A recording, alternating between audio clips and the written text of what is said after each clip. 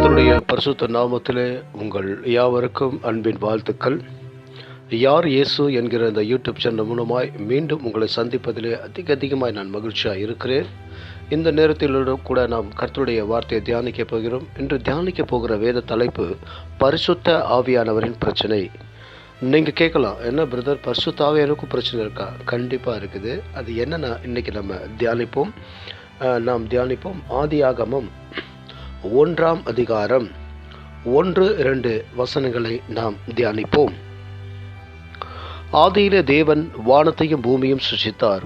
பூமியானது ஒழுங்கின்மையும் வெறுமையுமாய் இருந்தது. ஆழத்தின் மேல் இருள் இருந்தது. தேவ ஆவியானவர் ஜலத்தின் மேல் அசைவாடி கொண்டிருந்தார். அல்லேலூயா. இங்கே நீங்கள் பார்க்கணும், முதலாவது இந்த வானத்தையும் பூமியும் ஆண்டவர் படைக்கிறாரு. படைத்த அந்த பூமியை இந்த தேவர்களுடைய கூட்டம் என்ன பண்ணுதுன்னா, அது ஒழுங்கின்மையும் வெறுமையுமா இருளையும் கொண்டு வருகிறது. இங்கே எங்கும் தங்க முடியாதபடிக்கு தேவன் படைத்த இந்த பூமியிலே அவரே தங்க முடியாதபடிக்கு வேதம் சொல்லுகிறது, பரிசுத்த ஆவியானவர் ஜலத்தின் மேல் அசைவாடி கொண்டிருக்கிறார். அல்லேலூயா.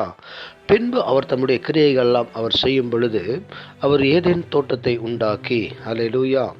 நீங்கள் கேட்கலாம், அது எங்கே ஏதேன் தோட்டம் விசேஷமாக எல்லாமே பாவமாக எடுத்த எப்படி அந்த இடத்துல மட்டும் அவர் நிற்கிற இடத்துலேருந்து என்ன பண்ணுறார், சமுத்திரத்தை பிரித்து வெட்டாந்தரையை உருவாக்கி அங்கே பரிசுத்த பூமியாய் அந்த ஏதேன் தோட்டத்தை உருவாக்குகிறார்.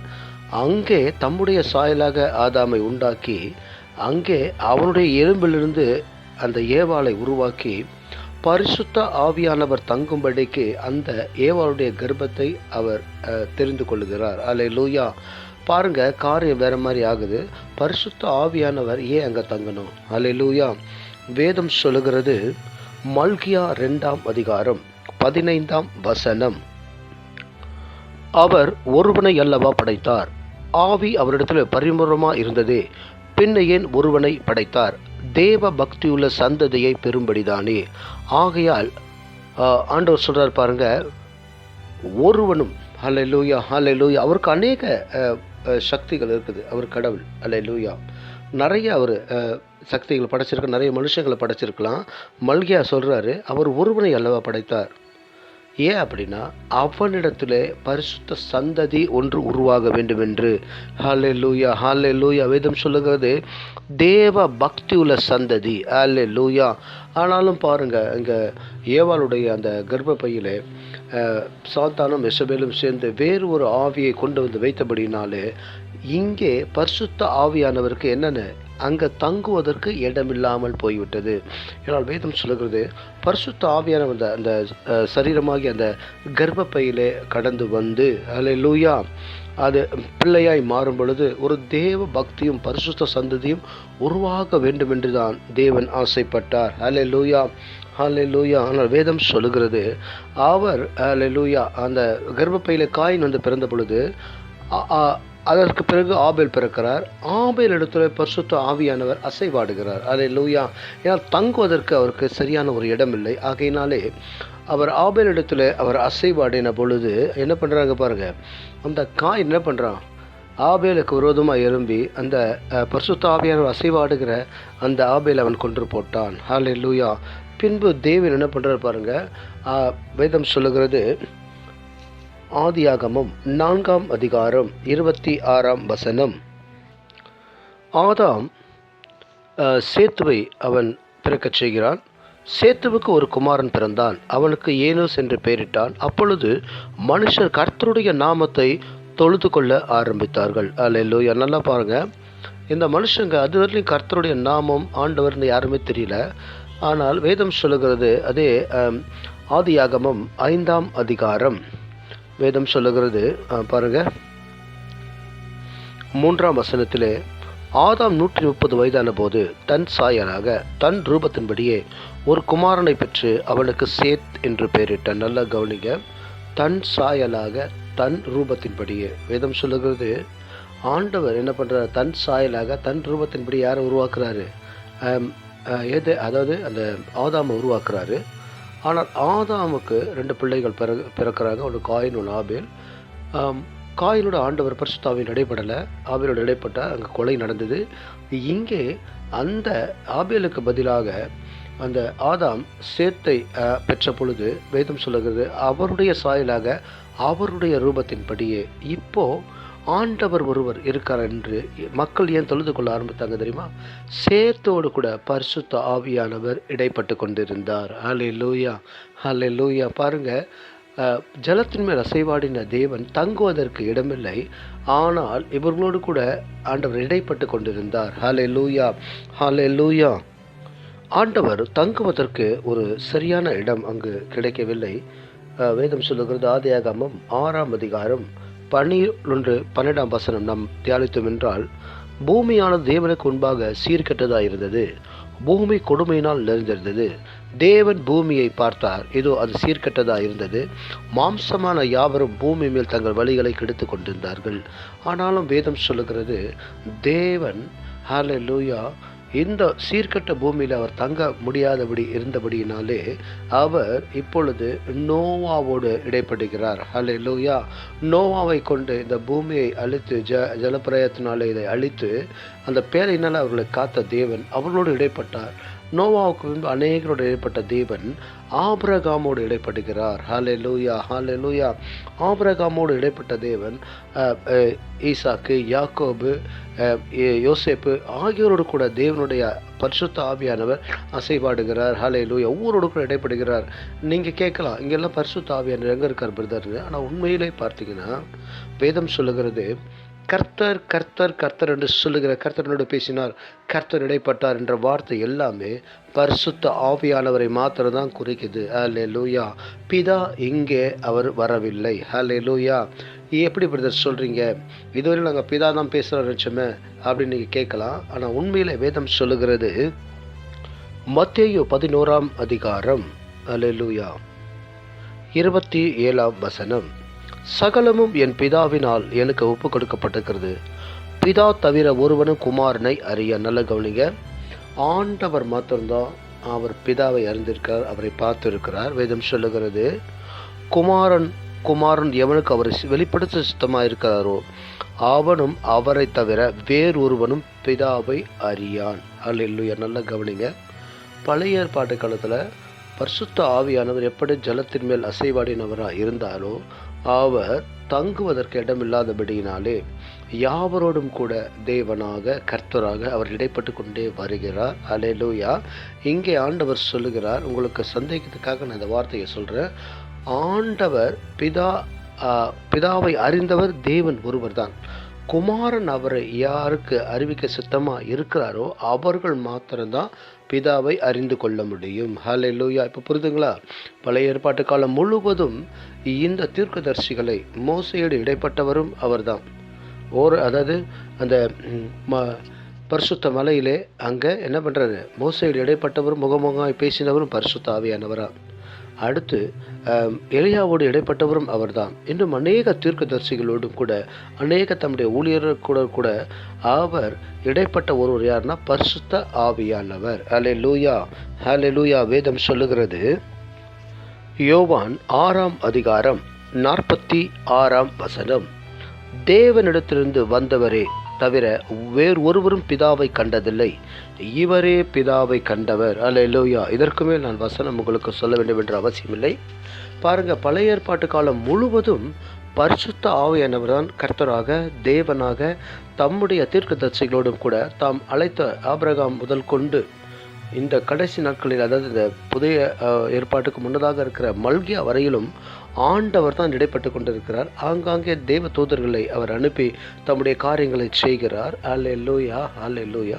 இந்த நாளிலும் கூட பாருங்க, ஆண்டவர் சொல்றாரு, தேவனிடத்திலிருந்து வந்தவர் தவிர வேறொருவரும் பிதாவை கண்டதில்லை, இவரே பிதாவை கண்டவர். அல்லேலூயா, அல்லேலூயா.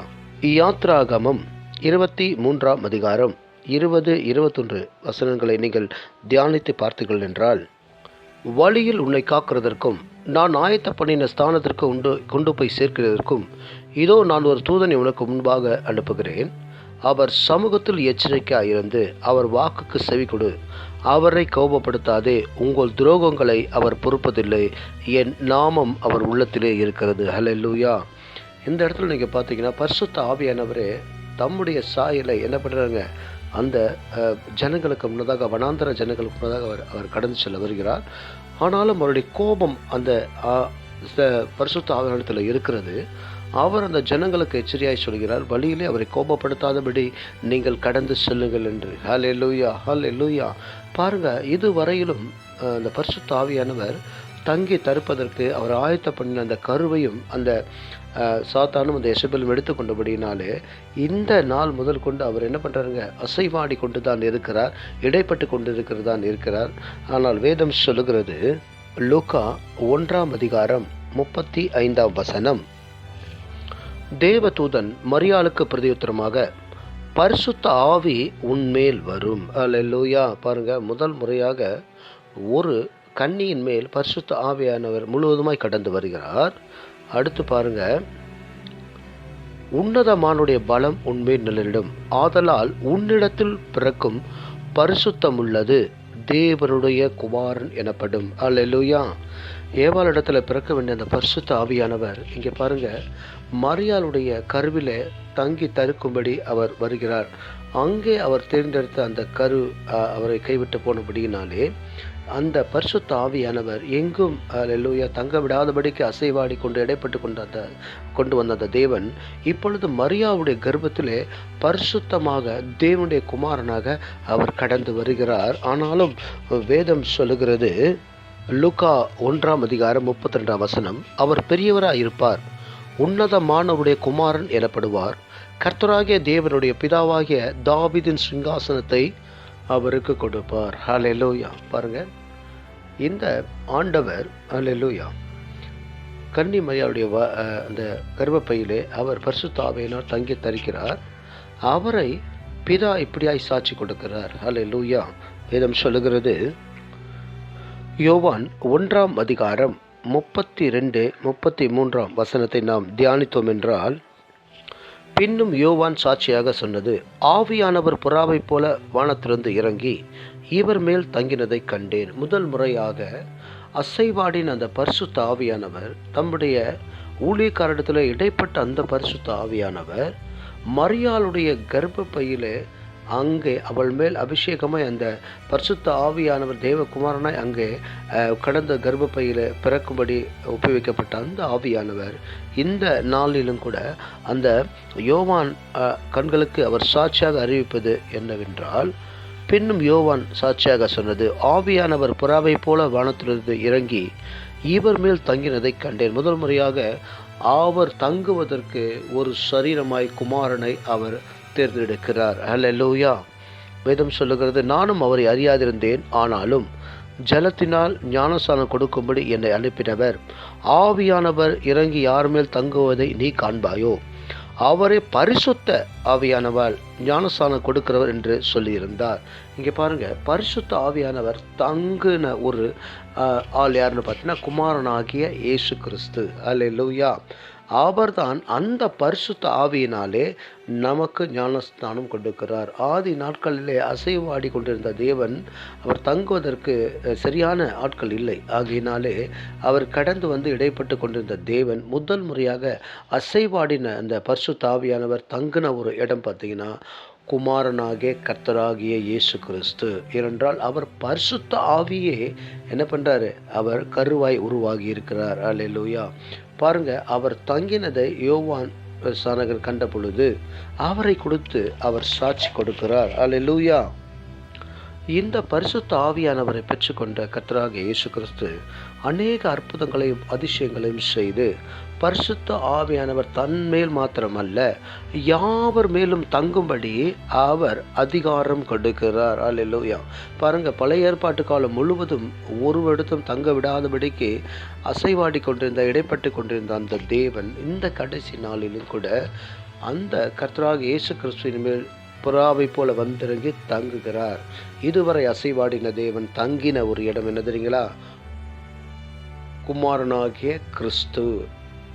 பாருங்க, அந்த குமாரனாகிய கிறிஸ்து என்ன பண்றார் பாருங்க, தன்மேல் தங்கின பரிசுத்த ஆவியானவரை அவருடைய நாமத்தினாலே, பரிசுத்த ஆவி நாமத்தினாலே ஞானஸ்நானம் பெற்று எழும்பும் பொழுது ஒவ்வொருவருக்கும் பரிசுத்த ஆவியானவர் தங்கும்படிக்கு அவர் என்ன அதிகாரம் கொடுக்கப்பட்டதோ அதே அதிகாரத்தை நமக்கும் கொடுக்கிறார்.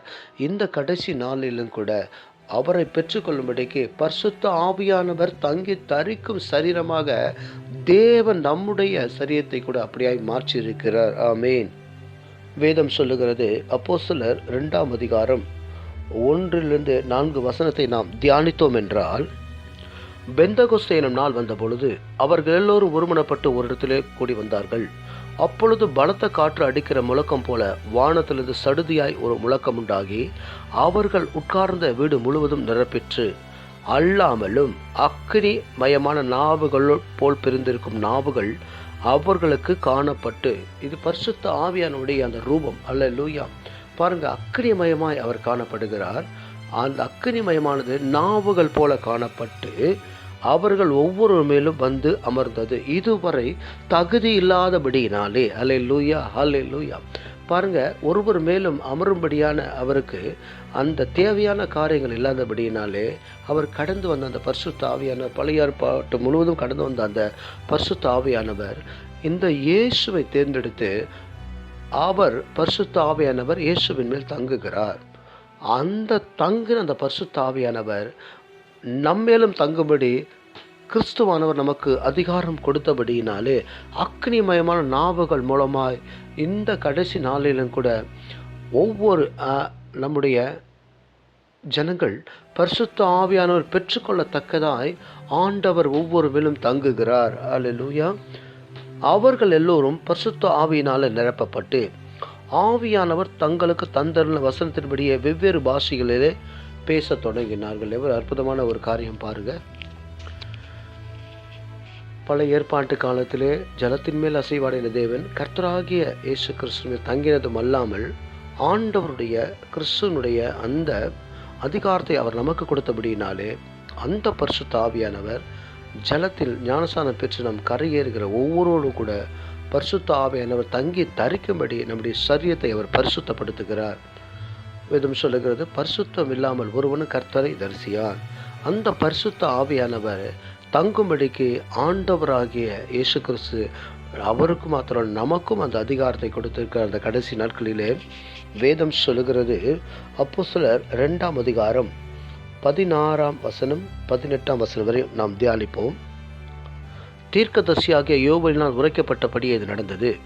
கடைசி நாட்களில் நான் மாம்சமான யாவர் மேலும் ஆவியை ஊற்றுவேன். அப்பொழுது உங்கள் குமாரரும் உங்கள் குமாரத்திகளும் தீர்க்க தரிசனம் சொல்லுகிறவர்கள் உங்கள் வாலிபர் தரிசனங்களை அடைவார்கள். உங்கள் மூப்பர் சொப்பனங்களை காண்பார்கள். என்னுடைய ஊழியக்காரர் மேலும் என்னுடைய ஊழியக்காரிகள் மேலும் அந்நாட்களில் ஆவியை ஊற்றுவேன். அப்பொழுது அவர்கள் தீர்க்க தரிசனம் சொல்லுவார்கள். ஹல்லேலூயா. பாருங்க, பழைய ஏற்பாட்டு காலத்தில் ஒரு தகுதி இருக்கணும், ஒரு தராதரம் சொல்லுவாங்க. அது இருந்தால் தான் ஆசாரிகள் பரிசுத்தமானவர்கள். அப்படி இருந்தும் ஒருவர் மேலும் அந்த பரிசுத்த ஆவியானவர் தங்கவில்லை. அவர் கர்த்தராகிய இயேசு கிறிஸ்து மேல் தங்கின அந்த தேவன் இந்த கடைசி நாட்களிலும் கூட வெறுத்து ஒதுக்கப்பட்ட தகுதி இல்லாத ஒன்றுக்கும் உதவாத வீணா இருக்கிற நம்மை அவர் தெரிந்தெடுத்து அவர் ஜலத்தினாலும் ஆவியினாலும் நமக்கு ஞானம் ஸ்நானம் கொடுத்து உன்னதமான பரிசுத்த ஆவியானவர் நம்மேல் தங்கும்படி அந்த அதிகாரத்தை நமக்கு கொடுத்திருக்கிறார். எவ்வளவு ஒரு பாக்கியமான ஒரு காரியம் பாருங்கள் பிரியமானவர்களே. அப்பொழுது நீங்கள் கேட்கலாம், அப்போ நாங்கள் பிதாவை பார்க்கவே முடியாதா? கண்டிப்பாக பார்க்கலாம். பிதாவை வேதம் சொல்லுகிறது, எங்கும் தொழுது கொள்ள காலம் வரும் என்று சொல்லி ஒரு நாள் சொன்னார் ஆண்டவர் சமாரியா ஸ்திரீயிடத்திலே. இந்த நாளிலும் கூட அந்த பரிசுத்த ஆவியானவர் கடந்து வந்து கர்த்தராகிய இயேசு கிறிஸ்து மேலே அமர்ந்து தங்கின அந்த தேவன் இந்த நாளிலும் கூட நம்மேல் தங்கி கொண்டிருக்கிறார். நாம் பிதாவை எப்பொழுது பார்ப்போம் என்றால் வேதம் சொல்லுகிறது, வெளிப்படுத்தல் விசேஷம் 20ஆம் அதிகாரம் 11-12 வசனங்களை நாம் தியானித்தோம் என்றால், பின்பு நான் பெரிய வெள்ளை சிங்காசனத்தையும் அதன் மேல் வீற்றிருக்கிறவரையும் கண்டேன். அவருடைய சமூகத்திலிருந்து பூமியும் வானமும் அகன்று போயின. அவைகளுக்கு இடம் காணப்படவில்லை. மரித்தோராகிய சிறியோரையும் பெரியோரையும் தேவனுக்கு முன்பாக நிற்க கண்டேன். பாருங்க, பரிசுத்த ஆவியானவரை பெற்றுக்கொண்ட நாம் ஆண்டவரை, அதாவது பிதாவை தரிசிக்கிற அந்த கிருபை நமக்கு அங்கு கிடைக்கிறது. நாம் ஆண்டவர் நாமத்தினால் ஞானஸ்தானம் பெற்று நம்முடைய பாவங்களை அறிக்கையிட்டபடியினாலே நாம் மரித்து பரலோகம் கடந்து செல்லும் பொழுது பெரிய வெள்ளை சிங்காசனத்தில் மகிமையோடு அமர்ந்திருக்கிற அவருக்கு முன்பாக நான் நிற்போம். இந்த சரீர கண்களாய் அல்ல, ஆவிக்குரிய கண்களாய். அந்த அதிகாரத்தை தான் கர்த்தராகிய இயேசு கிறிஸ்து நமக்கு அளித்திருக்கிறார். சரீர கண்களாகிய இந்த சரீரம் பாவமானது. இந்த சரீர கண்களோடு கூட நாம் அவரை காண முடியாது. அதற்காகத்தான் பரிசுத்த ஆவியானவர் நம்மேல் தங்கும்படி அதிகாரம் கொடுத்து நாம் பரிசுத்த ஆவியானவரை பெற்றுக்கொண்டு தேசத்தின் கடைசி முறை மட்டும் அவருக்கு சாட்சிகளாக இருந்து நாம் மரித்து பரலோகம் கடந்து போகும் பொழுது இந்த ஆவிக்குரிய கண்களால் அங்கே நாம் பிதாவை பார்ப்போம் என்று வெளிப்படுத்தல் புத்தகம் சொல்லப்பட்டு இருக்கிறது. ஆகையினாலே பரிசுத்த ஆவியானுடைய பிரச்சனை என்ன தெரியுங்களா? பழைய ஏற்பாடு நாட்களிலே அவர் ஜலத்தின் மேல் அசைவாடினால் தங்கும்படி அவர் ஆயத்தப்படின அந்த ஏவாளுடைய அந்த கர்வ பையானதை அந்த சாத்தான் அபகரித்து கொண்டபடியினாலே அவரால் தங்க முடியாதபடி அந்த நாட்கள் முதல் கொண்டு புது ஏற்பாடு காலம் வரையிலும் தம்முடைய ஊழியர்களோடு தேவனாக கர்த்தராக அவர் இடைப்பட்டு அவர் வழி நடத்தி கொண்டு வருகிறார். அவருடைய கோபத்தையும் ஆங்காங்கே அவர் அறிவிக்கிறார். கடந்து வந்த அந்த பரிசுத்த ஆவியானவர் தங்கும்படி தெரிந்து கொண்ட ஒரு சரீரம் நம்முடைய கர்த்தராக இயேசு கிறிஸ்துவின் சரீரம். அல்லேலூயா. பரிசுத்த ஆவியினாலே அவர் அந்த சரீரத்தை உருவாக்கி கர்த்தராக இயேசு கிறிஸ்துவை பூமிக்கு கொண்டு வந்து இந்த பரிசுத்தமுள்ள மரியாளுடைய கர்வப்பையை தெரிந்து கொண்ட தேவன் அந்த கர்த்தராக இயேசு கிறிஸ்து மேல் முழுவதுமாய் வந்து அமர்கிறார். இதுவரை அசைவாடின தேவன் அவர் மேல் அமர்ந்தபடினாலே அந்த அதிகாரத்தை கர்த்தராக இயேசு கிறிஸ்து நமக்கும் அவருடைய நாமத்தினால் ஞானஸ்நானம் பெற்ற நமக்கும் அந்த பரிசுத்த ஆவியானவர் தங்கி வரும்படிக்கு நமக்கு கிருபை பாராட்டி கொண்டிருக்க எவ்வளவு ஒரு அற்புதமான ஒரு காரியம் பாருங்கள். ஆபிரகாம், ஈசாக்கு, யாக்கோபு, தாவீது இவர்கள் யாருக்குமே, மோசே முதல் கொண்டா யாருக்குமே கிடைக்காத அவர்களோடு இடைப்பட்டார் தான். ஆனால் ஒருவர் மேலும் தங்கவில்லை. இந்த கடைசி நாட்களே குமாரனாக கிறிஸ்து மூலமாய் நமக்கு அந்த கிருபை இரக்கத்தை கொடுத்திருக்கிறார். அதற்கு ஆண்டவரை அதிகமாய் ஸ்தோத்தரிப்போம். அது மாத்திரமல்ல, பிதாவை நாம் காணும் அந்த காரியத்தை கூட தேவன் அதை நமக்கு அறிவிக்கிறார். வெளிப்படுத்தும் நாட்களில் நான் மரித்து ஞானஸ்நானம் பெற்று பரிசுத்த ஆவியானுடைய சேவைகளை செய்து கர்த்தராகிய ஆண்டவருடைய நாமத்திலே நாம் மரித்து கடந்து போகும்போது இந்த சரீர கண்கள் அல்ல, ஆவிக்குரிய கண்களால் நாம் பிதாவை பார்ப்போம். எவ்வளவு அற்புதமான ஒரு காரியம் பாருங்கள். இந்த நாளிலும் கூட இந்த பரிசுத்த ஆவியானவர் பழைய ஏற்பாட்டு காலத்திலிருந்து இந்த புதிய ஏற்பாட்டு காலம் வரை அவர் எப்படி தம்முடைய ஜனங்களோடு கூட இடைப்பட்டார், தம்முடைய குமாரன் மேல் எப்படி அமர்ந்தார், நம்மை அந்த அதிகாரத்துக்கு எப்படி உட்படுத்தினார் என்று நம்ம தியானித்தோம். கடைசி நாட்களிலே பிதாவை தரிசிக்கிற ஒரு காரியத்தை கூட நாம் தியானித்தோம். அதற்காக ஆண்டவரை அதிகமாய் ஸ்தோத்தரிக்கிறேன். இந்த காரியங்களை கேட்டுக்கொண்டிருந்த உங்களோடு கூட, உங்கள் குடும்பங்களோடு கூட, நம்முடைய சபையார் அனைவருடன் கூட கர்த்தருடைய கிருபை இன்றும் என்றும் என்றென்றும் நிலைத்திருப்பதாக. ஆமேன்.